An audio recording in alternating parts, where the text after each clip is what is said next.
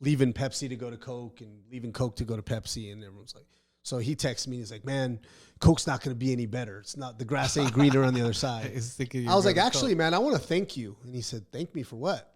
I said, you know, I feel like there was a little cloudy vision. And I feel like our conversation earlier today kind of knocked the clouds out of the way. He goes, what do you mean? And I said, I'm going to go all in on my business, man. And he was like, are you serious? And I said, yeah. And he goes, man, do it. If you could do that, do it. And I said, I'll stick around 3 weeks. I'll train your next sales guy. And you know, so same scenario, you know, you leave your opportunities open, you know. What was the cloud, kid? What was holding you back from going all in? Fear of diving in, man, in the deep end, you know. You don't know. It's a scary thing, you know. Because being in business, you don't know if you're going to make money or not, absolutely. Right? Yeah, right, you know, right. And I jumped in November. How many kids do you have at that time? Man, I don't remember. I had one. No, I had two.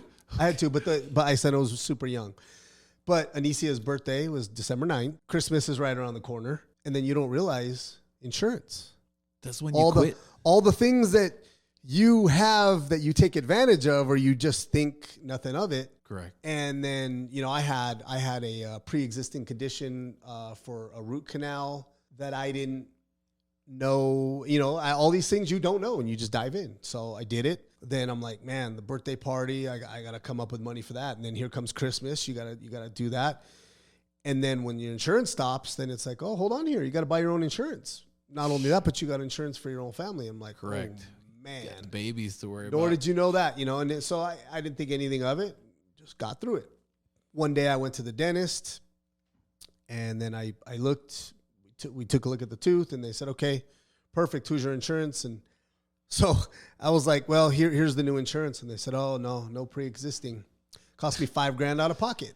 Dang. And I was like, life of the self-employed, man. Wow. You know, so I figured if I could do that, you know, then I could do anything, you know. And I remember a specific talk with Sherilyn, my wife, and she was like, I can't believe you did that. You know, I'm so worried. And I said, look, I promise you I will not fail my family. She said, I'll never bring it up again. And never had to.